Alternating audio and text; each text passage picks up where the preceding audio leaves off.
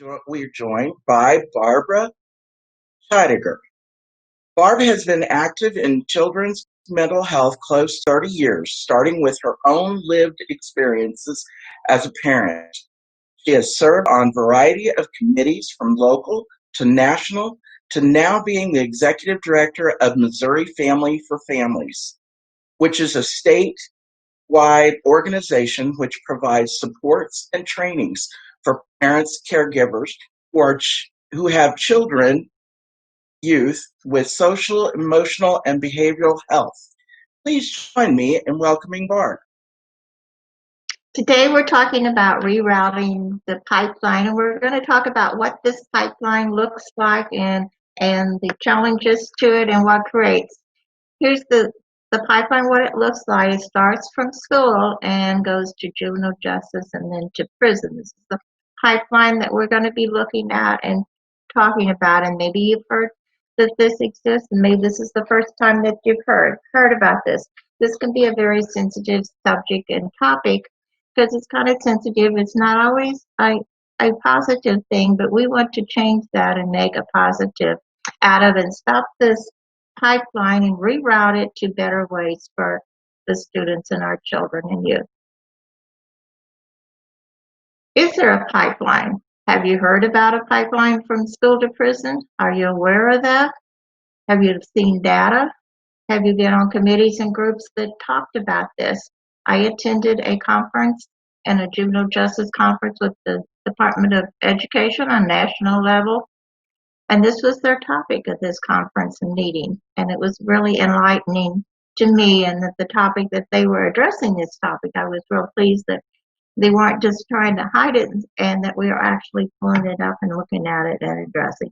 We think of our children as parents. We think of children and the students in our neighborhood.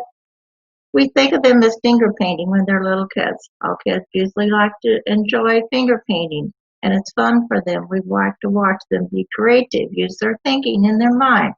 But we don't want them to move to getting fingerprints. And you know where fingerprinting happens, and that's not a place we really want to see our children or youth end up going to. What is the pipeline from school to prison? Modern criminal justice systems have swept into our schools, serving to remove children, funnels them into a one-way path towards prison, hastens their entry into the juvenile system, where prison is the end of the road. We're going to look at how this is happening at the schools, how the kids are getting removed, how this is being funneled into this one-way path. We think of a drain and how it just kind of soups up, and that's what it is doing to our children, and it's hard for them to get out of this pipeline. What are the key factors? Why students enter the juvenile justice system from school?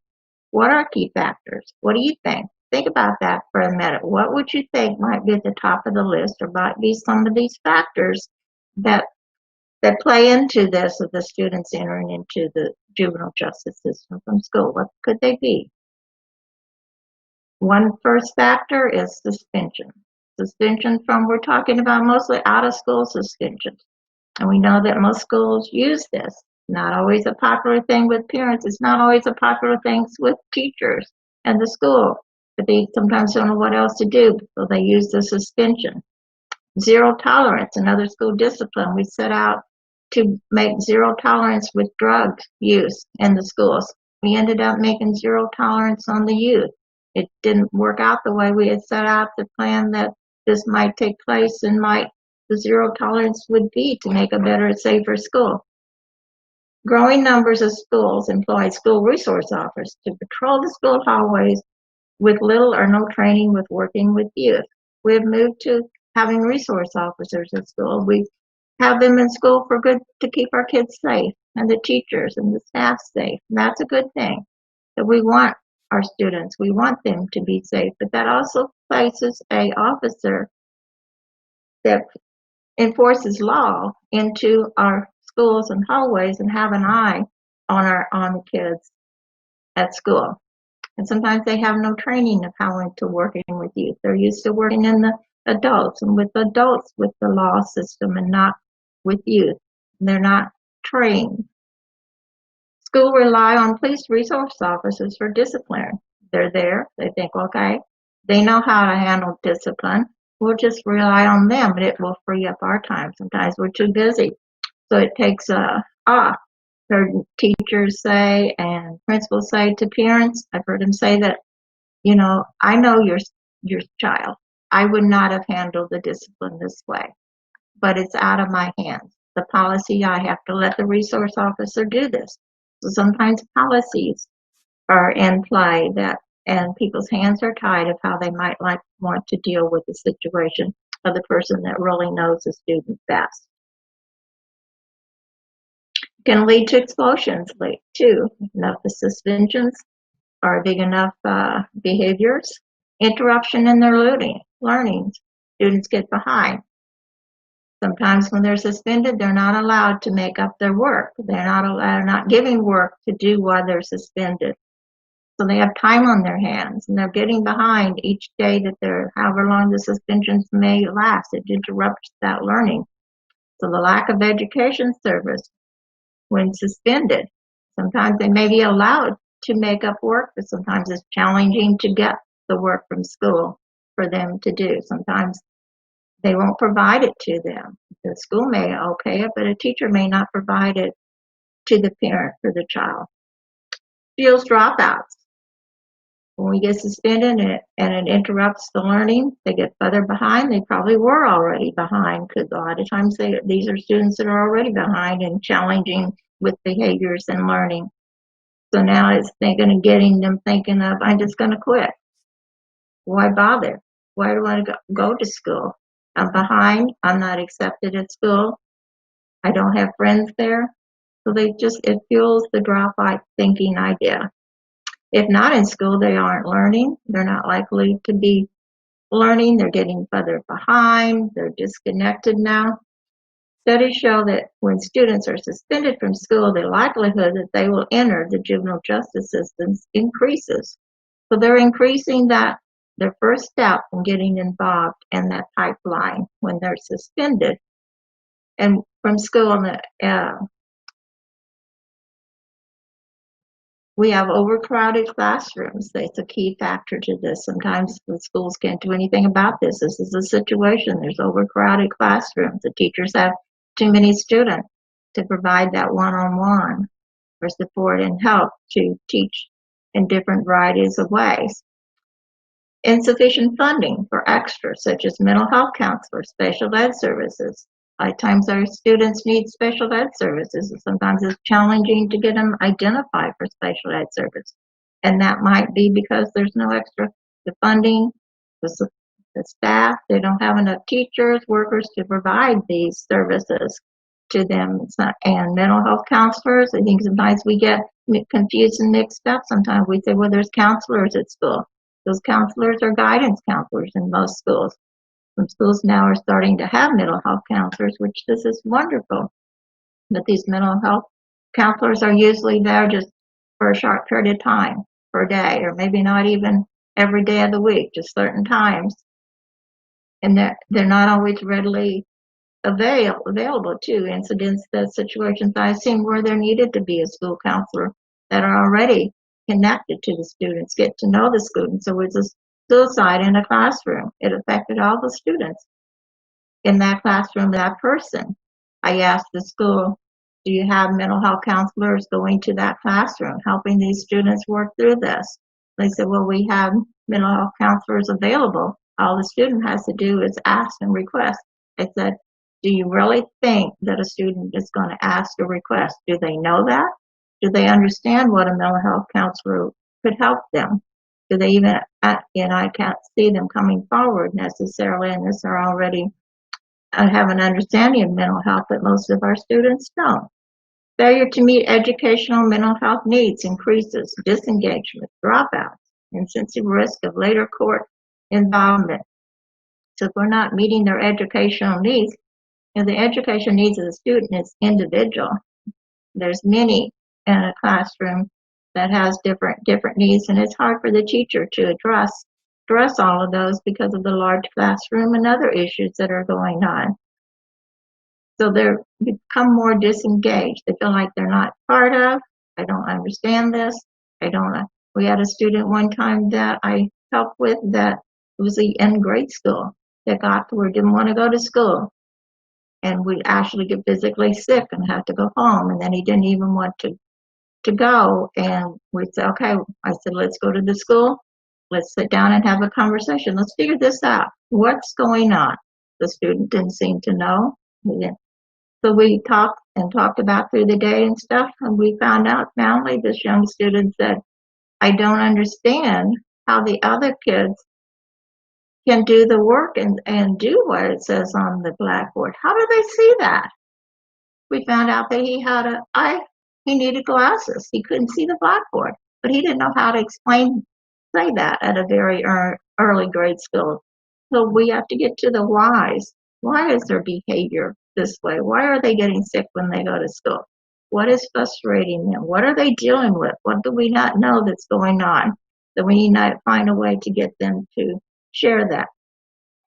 We teach to test sometimes. We're wanting to perform. There's pressure put on the schools, pressure put on the teachers in the classroom to teach for testing, good performance. We want that to be known. A lot of pressure is put on that on the schools too.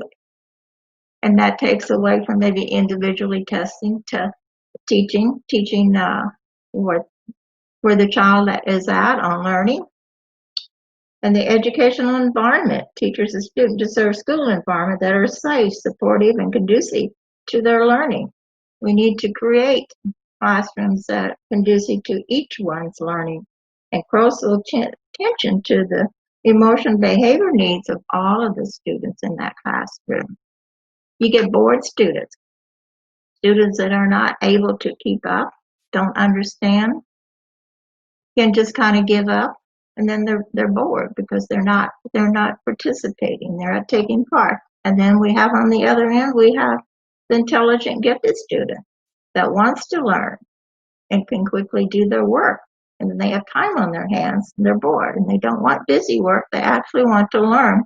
And so the teachers don't always have time to create that extra work to challenge those students. Attendance policies. We have a big push now in place is attendance policy. We want the students to be at school at all times. There's sometimes very strict attendance policies that come into play. And these attendance policies definitely can lead a student to the juvenile justice system, can lead the family to other systems. After so many days of absence, some schools report them to social services. They may have a knock on their door. Why is your student not being at school? We need to ask the why questions. Why is that student having trouble getting to school?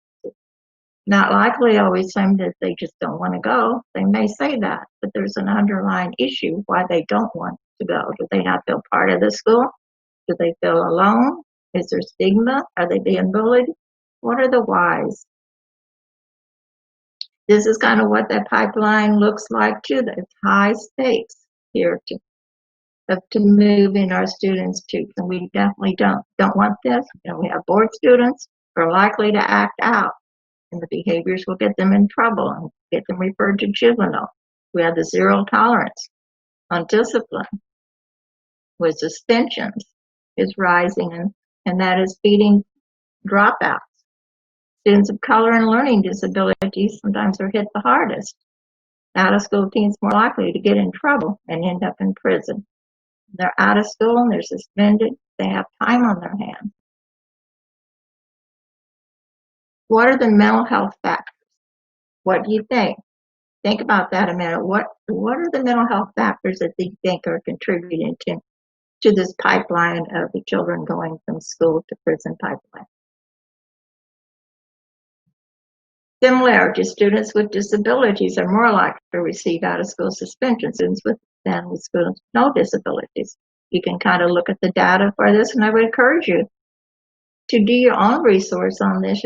We have very easy ways to get resource and data. It's all there. We can look at your Missouri Department of Education. The schools have to report a lot of data to. They collect data. You'll find out how many suspensions are in the state, how many suspensions are maybe in a school district, how many is your local school district, how many kids are suspended in a year's time. Do you know that? And are they children with disabilities? Sometimes you won't find that necessarily there. And you also go to the federal Department of Education site. Go to the federal special ed department, the Missouri State Special Ed Department. Look at the data. Look at what it says. Look and see how many kids are referred to juvenile. How many are suspended? What are the data say to us? Data can tell us a lot. Unknowledgeable children's mental health. We have a lot of teachers and people in the school that have no knowledge of children's mental health, understanding, recognizing the signs. We are moving forward on that. There's some things that are happening. The school mental health programs have been in place, so that we are improving on that, but we're probably not where we need to be yet. But we have made progress.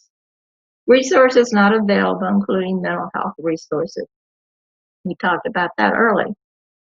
Do the students have mental health counselors readily available to them? Are they already getting to know them? Are they around the school? Are they visiting their classrooms? Have they built a relationship with them that they would be easy and comfortable to talk to? Do they know them?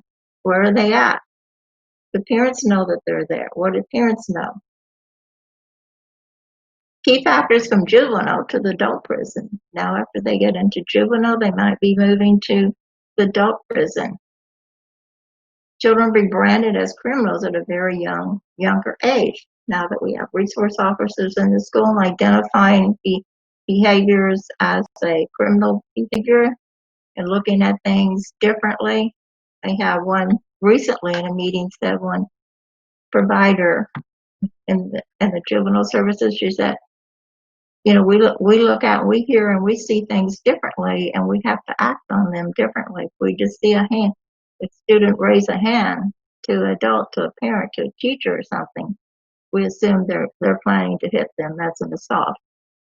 Or otherwise, that other person might not look at that. They might just look at they're just raising their hand. They're trying to express that they're upset or venting.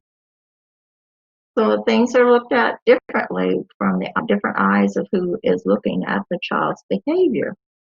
Early contact with police in schools. Often students are on a path of alleviation, suspension, expulsions, and arrest.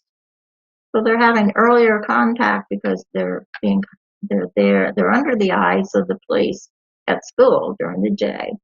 I've seen grade school kids, heard of grade school kids being arrested, handcuffed in front of their classroom. And you think about how that student would feel like to come back in. I know some schools and some officers, they don't use that. This may be very isolated situations that sometimes this is happening. I've only heard of it once, and I'm glad that I only heard and was aware of it. And a parent contacted me one time about this happened to their young student in grade school. That was frightened and scared now to go back to school.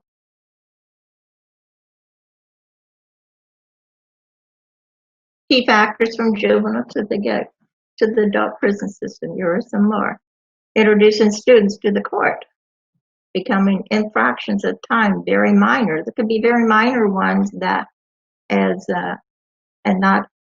that can get them into the juvenile system and then into the prison system.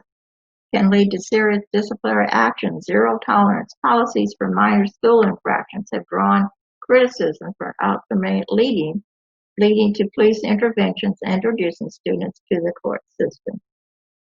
Again, we're depending on the police officers, the juvenile system, and they're trying to intervene. And I've heard them sometimes say, that's not our role. We're about the student has to break the law. We're not about the minor stuff. And they don't, sometimes some of the juvenile centers won't take the referrals from the school. And the school may be I'm tired of that student's behavior. I'm tired of their mouth. They're looking for a way to get them out of their classroom so that they can teach better. And we understand some of those things, but let's look at those things and let's solve some of those problems. Let's not send these students down into a pipeline of no end for them. Once the students are on the radar of the school, leaders and law enforcement officials, sometimes a student does one thing, I hear this from parents all the time. They're watching my child. He feels like he's being watched all the time now. He's did one behavior, and now he's on the radar of them. And this is especially true if students feel that their college and career prospect, their disciplinary records have diminished. They feel like that, they give up hope, they give up their dreams for their future. They're feeling like there's no way they can win, no way they can get out of this. They're being sucked into it. And so when the student gives up on their dreams, they're pretty well giving up, and we got to help prevent these students from giving up on their dreams. The most important thing for a young person to have is their hopes, their dreams for the future, what they want to do, and why they may change it, but they need to have some kind of hope and dream. If it's simple, if it's a large one, it's their dream. Comparison of school and prison. There's some similarities that have been looked at. No input in decision. How much input does a student have in the school? How much input do they have in the prison system? Emphasis on silence and order. That time to enforce for walking, eating. There's a time to do all those. In some schools, there's even dress codes. This helps them become very institutionalized. So the prison system is institutionalized, but sometimes our school makes them feel that environment, makes them feel that way too, so they can easily adapt. They adapt to the prison system really easily. Sometimes there's adaptation to mental health services and hospitalizations and stuff. I've heard workers say to parents that, well, your child he'll do very well in the hospital. He'll do very well in juvenile because he institutionalizes very well. He follows the rules. He does. That's, and that made me sad thinking about, how they adapt so easy to that. They don't value themselves, so they are ready to just listen and do, and some have some rebellious to their behaviors, and they don't want to give up. They don't want to give up those hopes and dreams that they have, and they don't want somebody to take that from them. They want to try to stay positive, and some may really struggle with trying to stay on that track. How it affects you in the community. Have you thought about how the school to prison pipeline might affect you in your community, in your neighborhood, in your community? We don't always compare that and see that. I want you to look at that and think about that. Crime isn't just the breaking of law. Crime harms the people we love and undermines our sense of safety. So we know crime if we hear somebody breaking into the neighborhood's house or something that scares us. It provides us of our sense of safety. Crime can be different things in breaking. It's a lot of behaviors. Crime demands a response, but the current approach to crime and incarnation often neglects the need to exact revenge instead of accountability. It fails to make our communities safer. Youth and children are still learning. Their minds are still developing, and they're at school age and juvenile age. It's a learning process. They make mistakes. We as adults make mistakes. Youth are going to we can't expect them to be perfect and have perfect behavior. They'll make mistakes. They learn. You need to help them learn from their mistakes. It's okay to make them accountable for things and accountable for their actions, but not so punitive and not so negative that you just squash their self-esteem. You make them feel like they're not worth anything, that they're worthless. So be careful as in this learning process, to build them up all the time. And to, okay, you made this mistake. Now move on. And make a plan for positive ways. Fill their time with activities and healthy things. So this fails to make our communities a safer place. And sometimes we have people that have revenge, want revenge towards a student. The student has upset them, made them, maybe in a community they stole something. They want revenge. They don't want to help teach the student. They're just looking for revenge. How it affects you in the community, or some more thoughts. Suspension and expelled students are often unsupervised. Parents are working, and without constructive activities lead to juvenile issues and later to the adult issue in prisons. When kids are suspended from school, most of the time parents are working. So they're at home alone unless the parent has to take off work to be with their child while they're suspended, and some do that. And they don't have activities and things to do necessarily. Sometimes they are giving their schoolwork to do, and other times they're not provided that. And they don't have the opportunity to do that. And we always say when kids have time on their hands, they're looking for something to do. They're going to get creative. And a lot of times who they connect with is other students who are suspended. And together they start thinking of ideas, things to do to keep themselves busy. They have a way to connect with other students, adults, very easily now with our electronic systems and computers, and they can get online, they get on their phone, and they can connect with negative. This could be in your neighborhood. Do you know your neighborhood? Do you know the children in your neighborhood? What role do you play in these families that have children and youth in school? What does the data say? Like I said before, I would suggest, encourage you to look up the data and look up in your state, in your school district. Know what's going on. What are they? These suspensions can be life altering. They change their life. This is very interesting to me. It is said that it was the #1 predictor, even more than poverty, of these kids' future.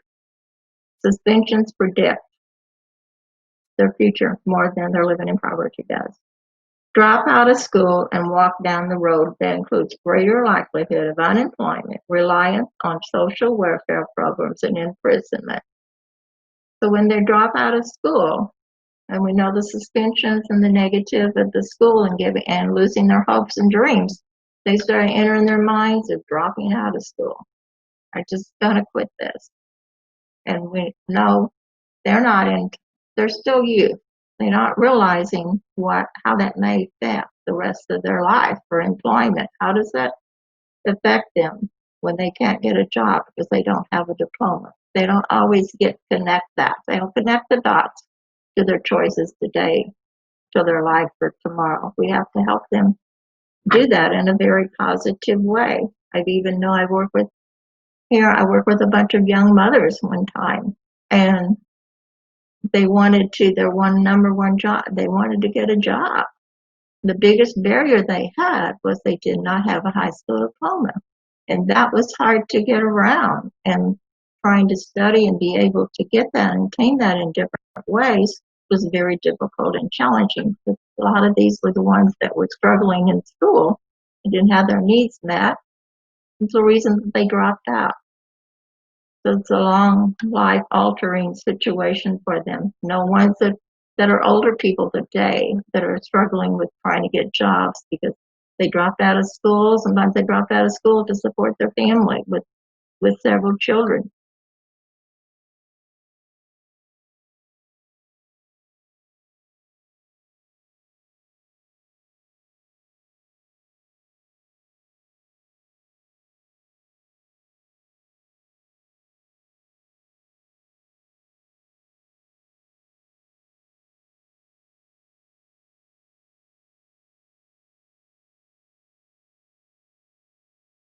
And so they worked from 15, 16 on.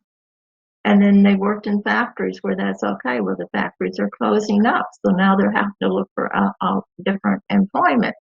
And they're being required at 50, 60 years old now to have a high school diploma or they can't get a job.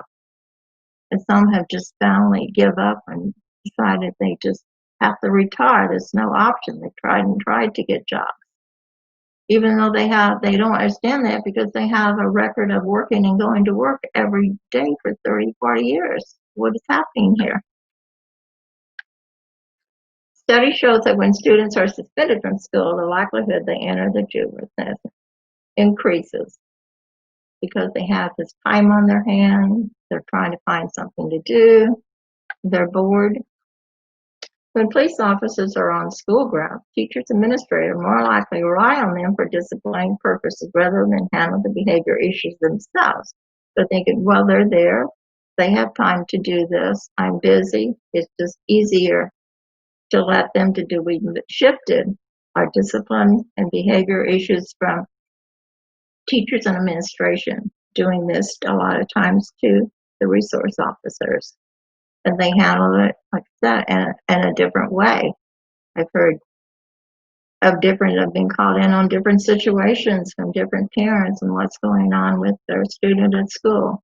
Sometimes the parent is not allowed to attend, and their student is prevented and a student has to sit and answer questions to law enforcement and to the school people by themselves. And that's very overwhelming and a big issue for a student to try to handle. There's a lot of things you need to prepare your student for.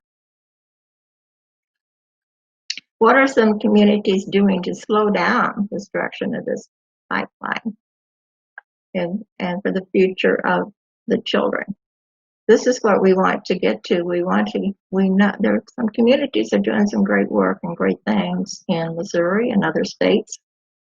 And this is what we want to get to. We've talked about the negative part of it and the whys. Now we want to move to, let's make a difference. Let's change this. This is not what we want for our children and our students in Missouri. We want them to graduate and be successful.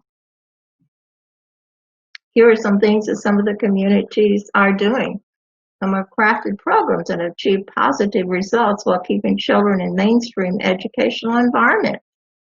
Truancy intervention program.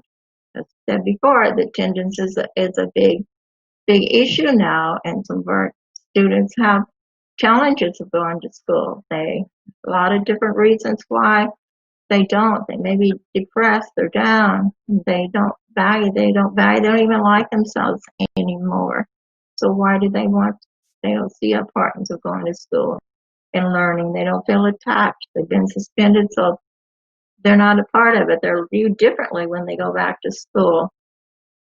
I've seen some juvenile systems doing some interventions and court protocols and differently to intervene to prevent the step in between to prevent them to actually be getting into the complete juvenile justice system. These are wonderful.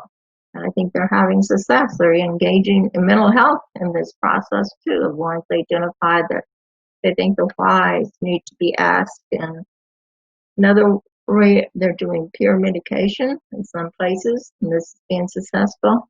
After school programs.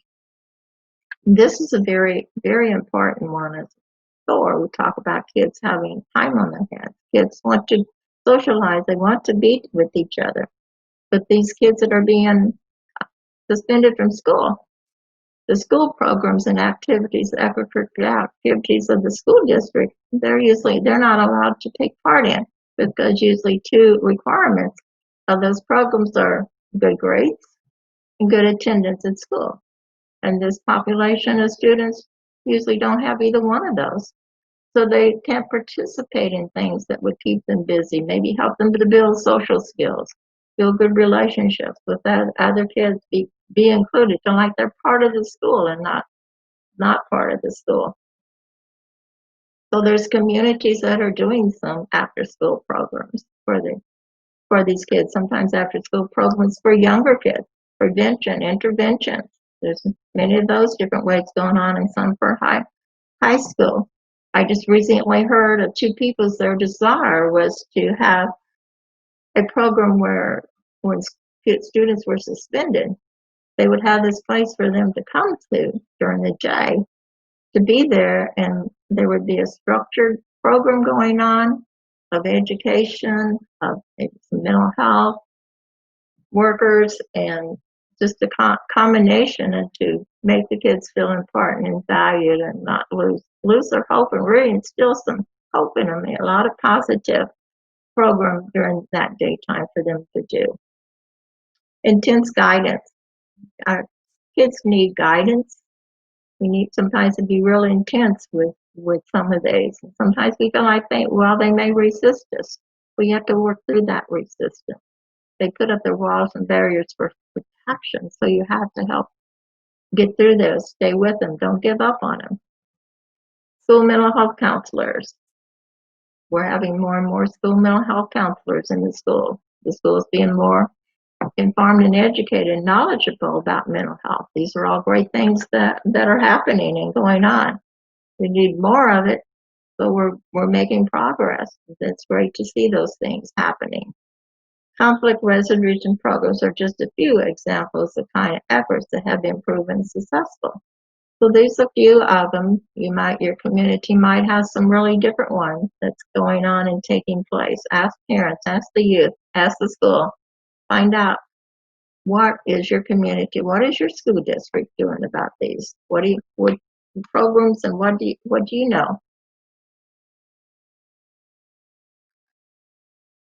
Talk about the school mental health. There was emphasis on that some years ago, and there still is. There's more mental health workers going into the schools. Sometimes there's challenges of the school not understanding why they are there, but that's being more and more educated too. Addressing students' trauma. I see a big movement in that these days, that we're looking at the students' traumas. And most all the students have some kind of trauma in their life. And it may seem small to us, but it's it's big to them. There's no measuring a trauma. Trauma to students is a trauma. It affects them. It affects their whole being. It affects their education. We need to address that. We can't educate very well when you have a student that is suffering, that is hurt, that doesn't know how to deal with the trauma that is affecting them, and they're acting it out.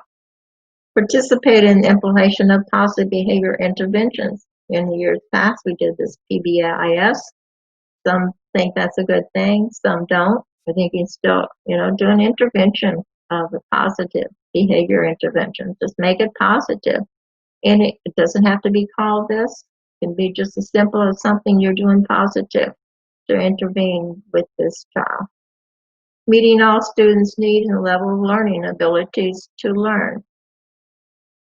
This is something that at places we're working more on. We're recognizing students don't learn the same way. They learn differently. We're making some options to them being able to learn that. We're doing more things in special ed. We're identifying more kids for special ed, and maybe for identifying more and recognizing their mental health affects these students greatly. And we're seeing that we're more understanding of them when we understand and we are knowledgeable about this, and we're knowledgeable about how they learn, understanding their abilities to learn. Where are they just at? Early intervention services for youth at risk entering the juvenile justice systems and substance use services.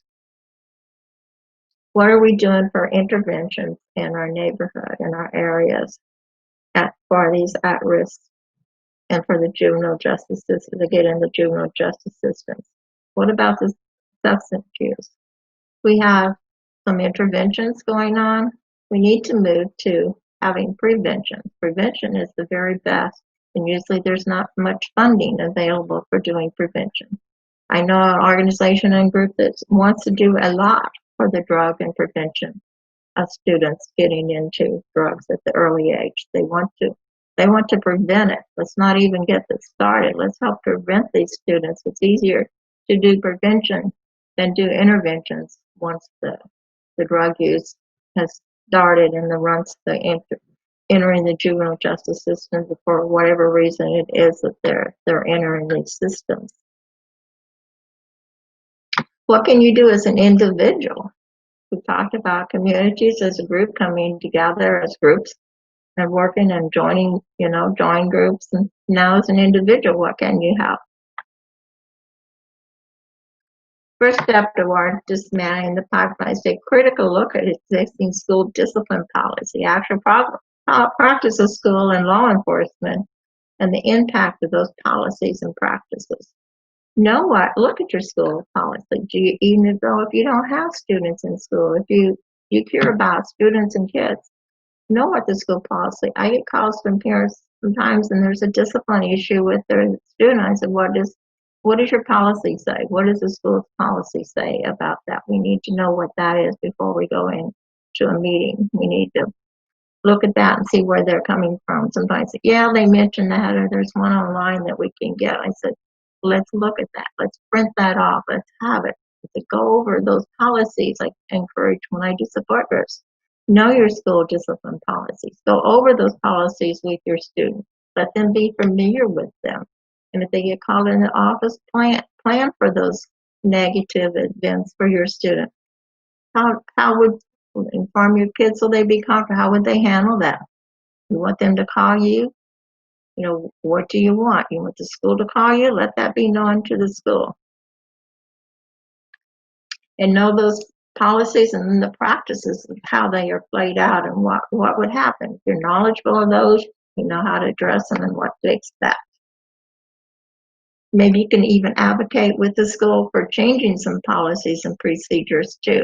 You know, go to the tables, join groups, visit, go to the school board, attend the school board, and see, and just for knowledge, for learning of what's going on, what do you hear. Find out about numbers of students referred to law enforcement in your state. Okay, look up, find the data, ask the juvenile, ask these questions, look them up and see what you can find so you become very knowledgeable. Because if you want to go to the table and have these discussions, you need to be knowledgeable before you educate others about the school to prison pipeline. Now you've gained some knowledge from this presentation. I encourage you to educate others, educate your neighbors, your family, your friends, so that we can have a bigger impact to try to change. We can intervene. We can be there for a student, for a child. Explore ways to reroute this pipeline. Think about, get creative. Have people to get creative. How can we reroute it? How can we intervention? Or how can we do the prevention before it even starts? Explore strategies in your community to reverse this trend. See who's interested in supporting you and reversing this trend. Might be surprised at who all is interested and would like to support the changing of this trend and direction that this pipeline goes. Create healthier communities for healthier children. Create these after school, the weekend events, the healthy things for children and kids to get involved. I hear this from youth all the time. The number one complaint that they usually have for their communities is there's nothing to do. There's not enough activities, things to join, and not enough things to do. And I hear that from a lot of different communities. So look at that. Does your community provide something? Does a group or what you belong to, does your church involved in that? Are they supporting these ideas? Are they providing some activities for all kids to get involved in, and are they accepting of all kids? Encourage your local school districts to follow alternatives to detention. Give them some ideas. A lot of times we present all the problems and the issues, but we don't come up with a solution. Help them come up with a solution. Get creative, do some thinking, talk to other parents, talk to other workers in the system. Juvenile officers may have some really good ideas to talk to them, the police officers, resource officers, talk to students and teachers, have some good insight too. Educate your peers and community on the issues of mental health in the school and juvenile justice system. There's so much education that's needed about mental health in the schools and in juvenile system. We've came a long ways, but we still have a long way yet to go on this. Let's help to get that education. But sometimes there's least importance in place put on children's mental health. It kind of receives the least amount of funding. It receives not that many work groups and things on this. Let's improve that. Let's start our own groups. Let's talk about it in the communities. Let's get to know. Let's educate the community. Let's get with parents that can give you and the students that can give you information and knowledge from firsthand experiences. And one of the last ways to get involved as an individual is be a mentor to a youth. If you know or see a youth in your family, your community, in your church that is struggling, be a mentor. Take time to get to know that youth. You may have to build a relationship slowly. They may be resentful. They may have barriers up. They may have a bitter attitude. Break those down and get to know. And some are very open. They are hungry to have a relationship and somebody to mentor them. And I've seen where as they grow up, these youth, when they become adults, they don't never forget the adults in their life that played in a positive, believed in them, and encouraged them, helped them with their hope and dreams when they were teenagers. Sometimes they look them up. Do you know where and so at? Have you seen them? Do you know where they're at? I want to thank them. So it's a lifelong change that you make in these youth life. You be a mentor and encourager, a positive person in their life. Sometimes they don't have any positive person. Be that positive person. Support them. Care for them. Don't be judging of them and looking at their behaviors. Help them change those. Support the families. The parents a lot of times are struggling. They welcome somebody else to support and help them with an additional person in their child's life and their youth life beside them that plays in a positive role. Please think about all this issue of the pipeline. Think about it, but most of all, think about ways to intervene. What role can you play in this? What role can the community play? How can we change this pipeline? Let's stop this pipeline. This is not where we want our students to end up. We don't want look at a little kid. We don't want that little kid that's finger painting. We don't want to think in our mind about seeing them being fingerprinted one day. It's not where we want to go. So let's please do intervention. Let's prevent, let's stop, and let's reroute this pipeline. Please join. I encourage you to join in and to help and support with this. And here is my contact information. And I welcome you to contact me and we can work together on this if you're interested in pursuing this and you're just knowing more about this, looking at what your community is doing, how do we look at the data, what can I do individually, what can I do as a group. I welcome you to contact me. And I thank you for watching this.